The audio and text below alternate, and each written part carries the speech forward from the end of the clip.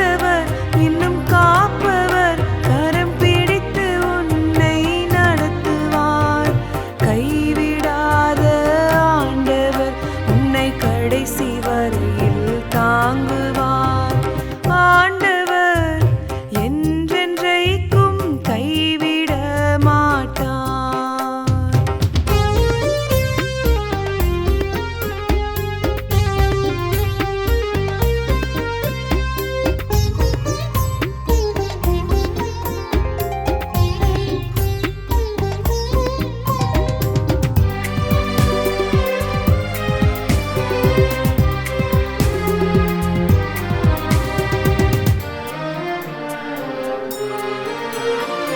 நீதிமானின் சந்ததிகள் அலைந்து திரிவதில்லை, ஆதி அந்தமாய் ஒருபோதும் அவர் குறுகி போவதில்லை.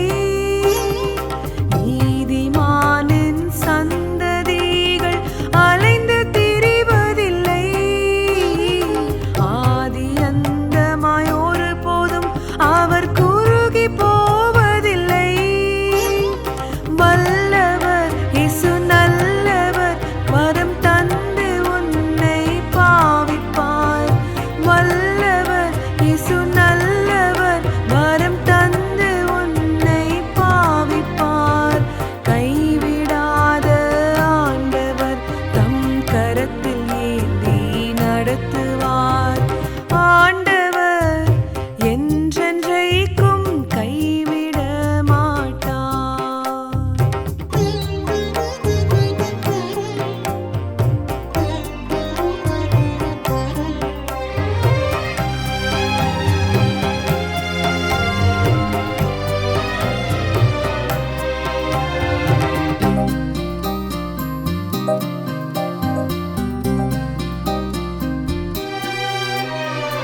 நீதிமானின் பிரயாசங்கள் அழிந்து போவதில்லை, அதிவிரைவாய் இயேசு வருகையில் வெட்கப்படுவதில்லை.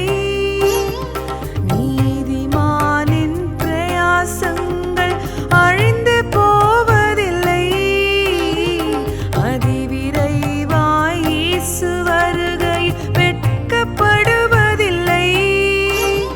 வந்தவர் இனி வருபவர், தம் வருகையில் உன்னை அழைப்பவர். வந்தவர் இனி வருபவர், தம் வருகையில் உன்னை அழைப்பவர். கைவிடாத ஆண்டவர் நித்திய ராஜ்யமதிலே சேர்ப்பவர். ஆண்டவர் என்றென்றைக்கும் கைவிட மாட்டார். ஆண்டவர் என்றென்றைக்கும் கைவிட மாட்டார். இமைப்பொழுது கைவிட்டாலும், இமைப்பொழுது கைவிட்டாலும் உருக்கமாய் உன்னை சேர்த்து கொள்வார். ஆண்டவர் என்றென்றைக்கும் கைவிட மாட்டார்.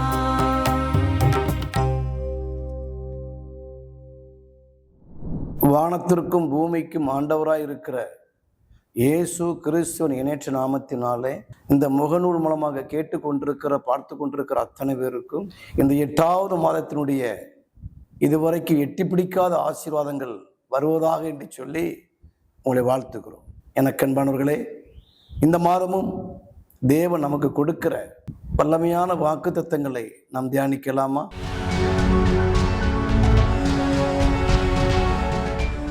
சற்று நேரம் தியானிக்கும்படி எடுத்துக்கொண்ட வேத பகுதி புலம்பலின் புஸ்தகம் 3ஆம் அதிகாரம் 31ஆம் வசனத்தை வாசிக்கும் பொழுது, ஆண்டவர் என்றென்றைக்கும் கைவிட மாட்டார்.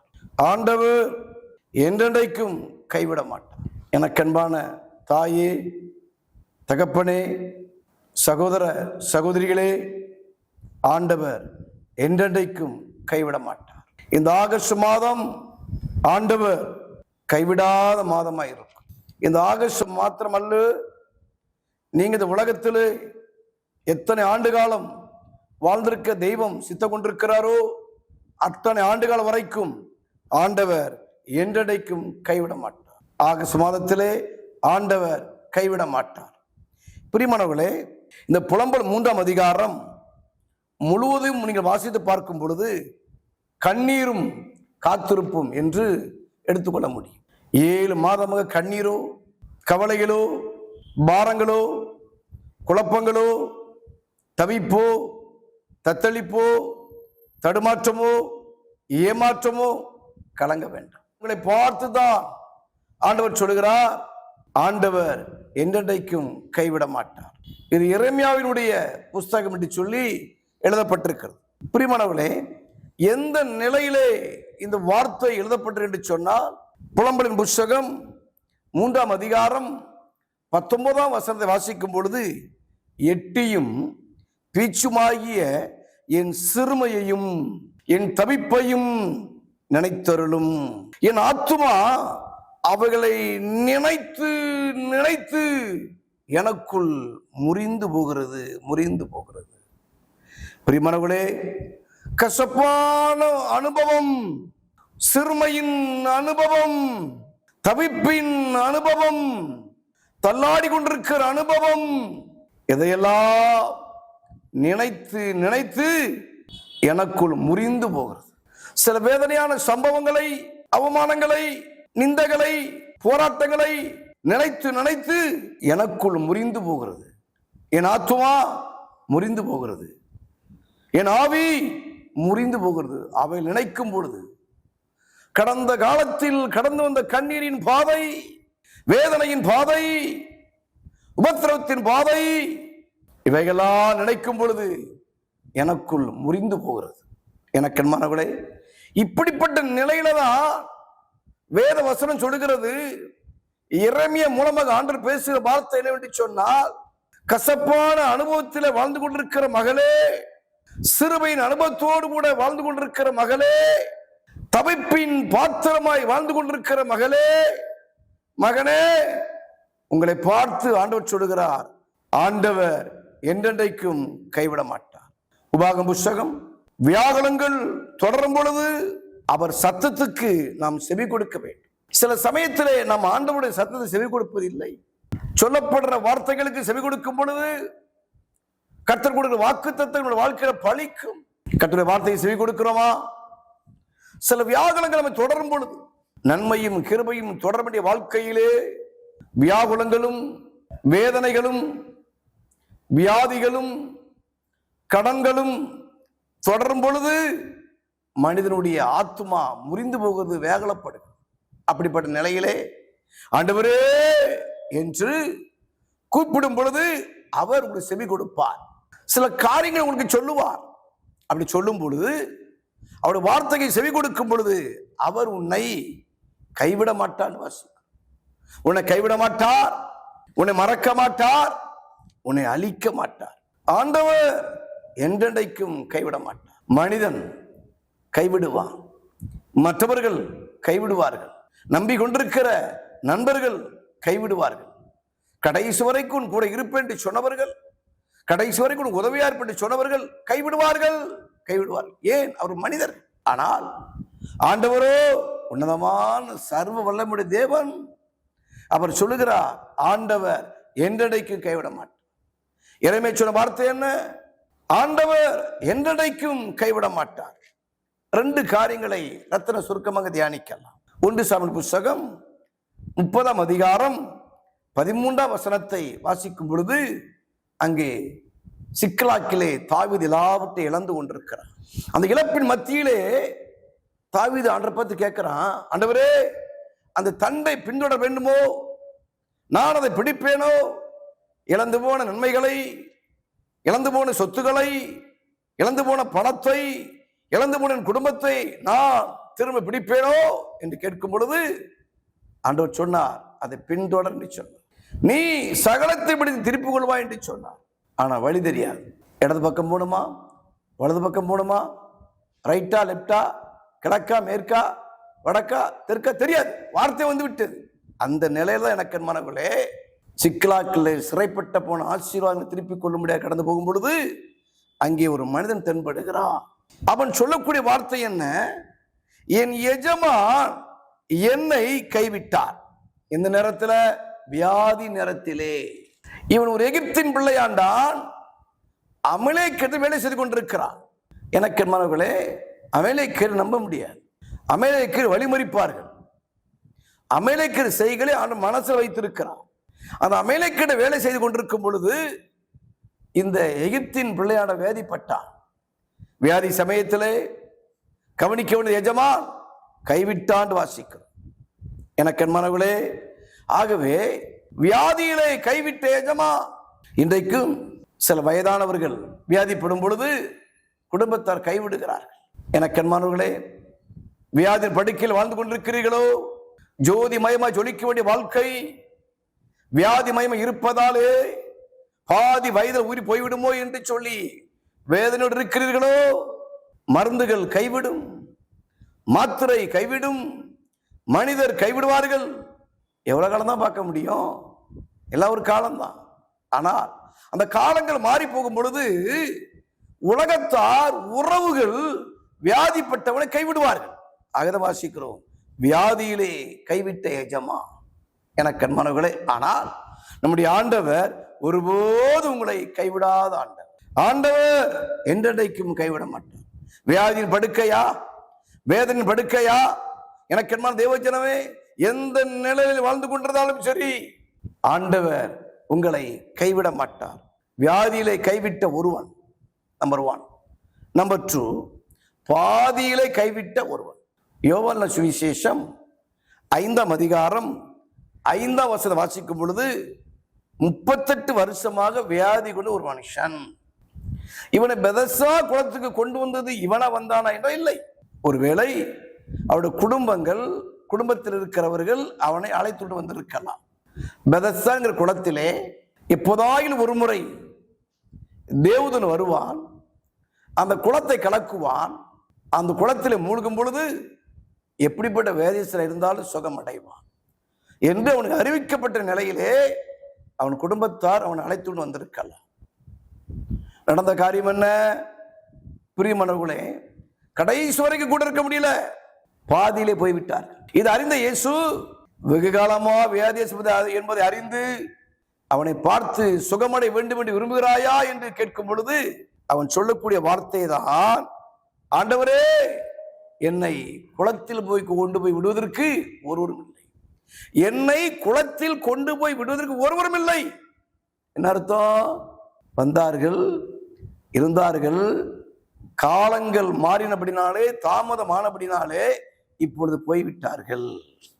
பாதியிலே போய்விட்டார்கள், பாதியிலே கைவிட்டு விட்டார்கள். ஆகவேதான் அவன் சொல்லுகிறான், என்னை குளத்தில் கொண்டு போய் விடுவதற்கு ஒருவரும் இல்லை. நான் போவதற்குள்ளே வேறொருவன் இறங்கி விடுகிறான். எனக்கு அன்பானவர்களே, இந்த ஆகஸ்ட் மாதத்தில் எப்படிப்பட்ட வாழ்க்கை வாழ்ந்து கொண்டிருக்கிறோம்? நம்முடைய ஆண்டவர் பாதியிலே கைவிடுகிற தேவன் அல்ல, உன்னை வியாதியிலே கைவிடுகிற தேவன் அல்ல. கடைசி வரைக்கும் உங்களோடு இருக்கிறவர். இதோ உலகத்தில் சதாக்க நாட்களில் நான் உங்களோடு இருக்கிறேன். மோசே பார்த்து ஆண்டவர் சொன்னார், நான் இருக்க வண்ணமாக இருக்கிறேன். யோசேப்பை பார்த்து ஆண்டவர் சொன்னார், மோசே இருந்தது போல உன்னோடு இருக்கிறேன், நான் உன்னிட்டு விலகுவதில்லை, உன்னை கைவிடுவதில்லை என்று சொல்லி ஆண்டவர் சொன்னார். ஆகவே ஆண்டவர் என்றைக்கும் கைவிட மாட்டார். வியாதியிலே கைவிட்ட எஜமான், பாதியிலே கைவிட்ட குடும்பம். ஆனால் ஆண்டவர் வியாதியிலும் கைவிட மாட்டார், பாதியிலும் கைவிட மாட்டார். ஆதி முதற்கொண்டு என்றைக்குள் அழைத்தாரோ, என்றைக்கு தெரிந்து கொண்டாரோ, அது வரைக்கும் உங்களோடு கூட இருக்கிற ஆண்டவர். ஆகவே ஆண்டவர் என்றைக்கு கைவிட மாட்டார். கலங்க வேண்டாம். இவன் கைவிட்டு விட்டானே, அவன் கைவிட்டு விட்டானே, அவன் ஏமாற்றி விட்டானே என்று கலங்கி கொண்டிருக்க வேண்டாம். தொழிலிலே ஆண்டவர் உன்னை கைவிட மாட்டார். உன் வேலையிலே ஆண்டவர் உங்களை கைவிட மாட்டார். ஊழியத்திலே உங்களை ஆண்டவர் கைவிட மாட்டார். என்ன சொன்னாரோ அது நிறைவேறுகிற வரைக்கும் ஆண்டவர் உங்களோடு இருப்பாராக. ஆண்டவர் என்றென்றைக்கும் கைவிட மாட்டார். நாம் ஜெபிக்கலாமா? ஜெபிப்போம். மகா இரக்கம் நிறைந்த நல்ல தகப்பனே, இந்த அருமையான 8வது மாதத்திற்காக நாங்கள் உமக்கு நன்றி செலுத்துகிறோம் சுவாமி. துதிக்கிறோம் அப்பா. 7 மாதங்கள் முழுவதும் நீர் கண்ணின் மணி போல நீங்க பாதுகாத்து இந்த 8வது மாதத்தையும் காணும்படி கர்த்தர் கிருபை தந்தீர். அதற்காக நாங்கள் உமக்கு நன்றி செலுத்துகிறோம் அப்பா.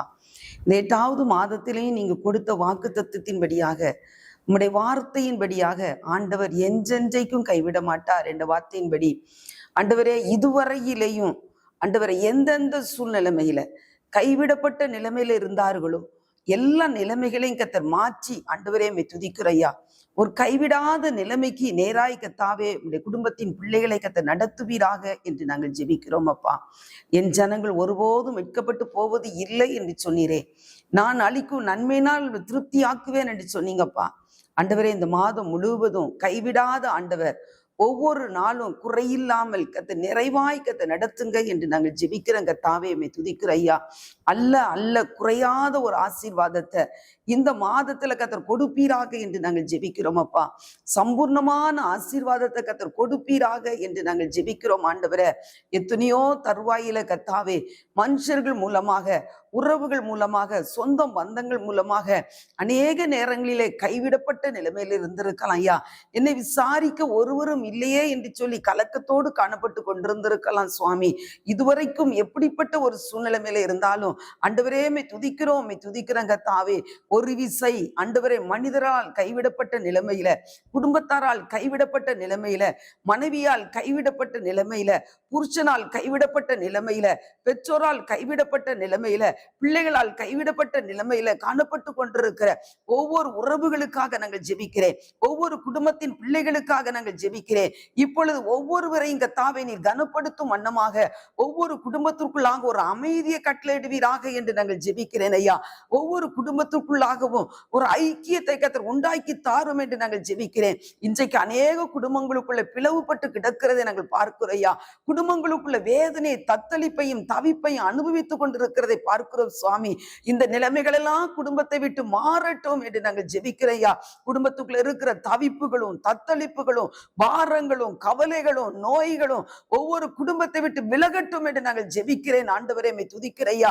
எல்லா மாறாவின் அனுபவங்கள், வேதனையான அனுபவங்கள், கண்ணீர் நிறைந்த அனுபவங்கள், பற்றாக்குறை என்கிற அனுபவங்கள் எல்லாம் மாறட்டும் என்று நாங்கள் ஜெபிக்கிறோம் கர்த்தாவே. துதிக்கிறோம் கர்த்தாவே.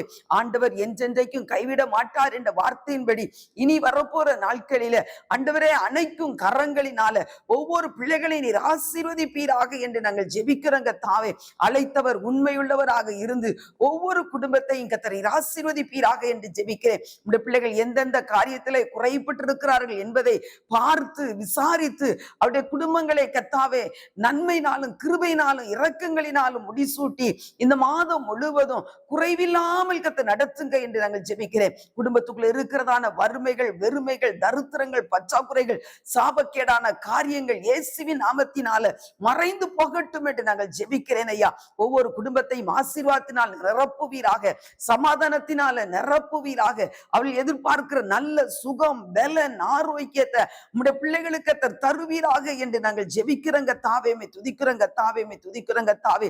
இனி உம்முடைய பிள்ளைகள் தள்ளாடாதபடி கர்த்தாவே நெருங்கி இருக்கிற எல்லா பாரங்களையும், பார சுமைகளையும் விலக்கிவிட்டு விசுவாசத்தை துவக்குறவர் முடிக்கிறவருமாகி இயேசுவை நோக்கி கர்த்தாவே ஓடத்தக்கதாய் கர்த்தாவே ஒவ்வொருவருக்கும் நல்ல இருதயத்தை கர்த்தர் தருவீராக என்று நாங்கள் ஜெபிக்கிறேன். தொழில் செய்கிற பிள்ளைகளை ஆசீர்வதியும், வேலை செய்கிற பிள்ளைகளை ஆசீர்வதியும், வேலைக்காய் காத்திருக்கிற பிள்ளைகளுக்கு நல்ல வேலையை கர்த்தர் தாங்க என்று நாங்கள் ஜெபிக்கிறோம். திருமணத்துக்காய் காத்திருக்கிற பிள்ளைகளுக்கு நல்ல வாழ்க்கை துணையை கர்த்தர் தாங்க என்று ஜெபிக்கிறேன். குழந்தைக்காய் காத்திருக்கிற பிள்ளைகளுக்கு நல்ல ஒரு குழந்தை பாக்கியத்தை கர்த்தர் கொடுப்பீராக என்று நாங்கள் ஜெபிக்கிறேன். குடும்பத்துக்குள்ள இல்லை என்கிற நிலைமைகள் எல்லாம் மாறட்டும் அப்பா.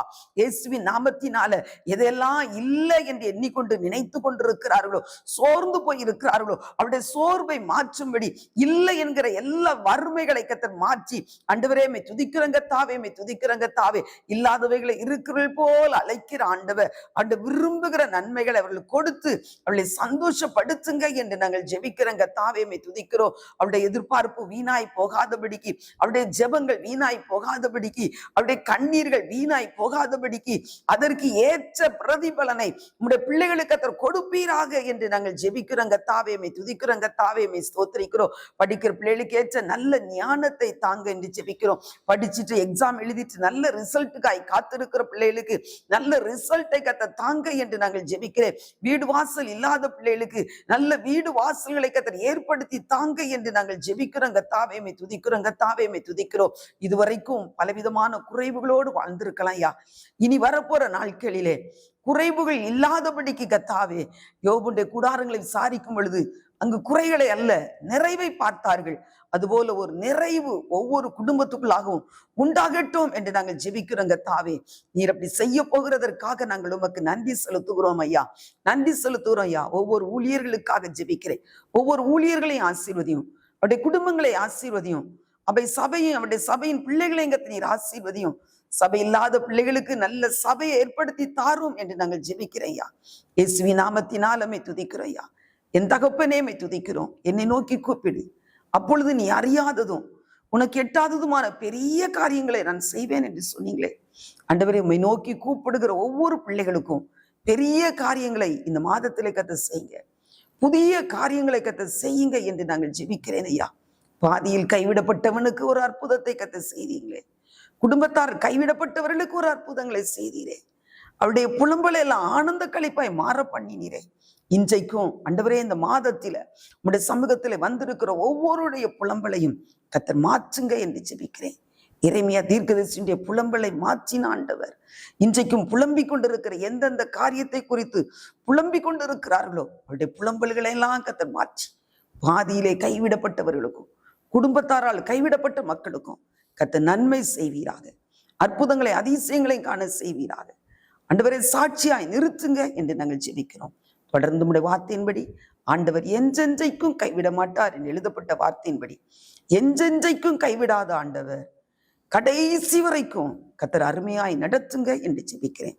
தொடர்ந்து பெரியவர் பெரிய காரியங்களை செய்யுங்க. உங்க நாம மகிமைப்படட்டும். இயேசு கிறிஸ்துவின் நல்ல நாமத்தில் ஜெபம் கேளும் எங்கள் நல்ல பிதாவே. ஆமேன், ஆமேன், ஆமேன்.